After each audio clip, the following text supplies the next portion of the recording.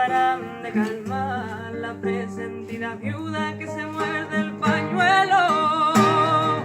No sabrán acercarse a la madre que les mira con los ojos resecos. A las 12 el patrón mirará su reloj, los otros ya se fueron.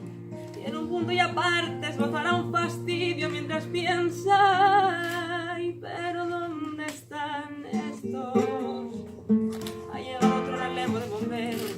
A la 1:10 de la noche, el primer muerto. Sentados en el suelo, los mineros hacen cruces y reniegan de Dios. ¿Quién diría les pillara de sorpresa la tragedia repetida? A veces el más bravo se le queda mirando fijamente al patrón con dientes apretados. Y el patrón con sombrero tiene 2 policías a su lado. ¡No hay cuidado! 3 horas lentas pasan, a la nube las linternas asustadas. El cura con los ojos arrasados al segundo le va uniendo. Y sobre el pecho las manos y un chaval de 15 años, mientras llora impotente, se abraza contra un árbol.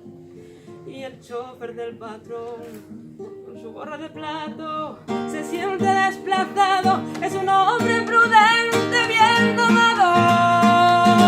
El rocío ha calado hasta los huesos cuando sale el tercero, que recibe con sonrisa gris azul la madrugada.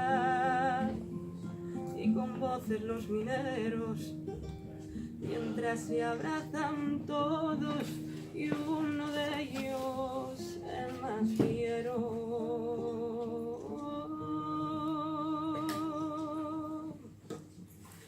por no irse al patrón.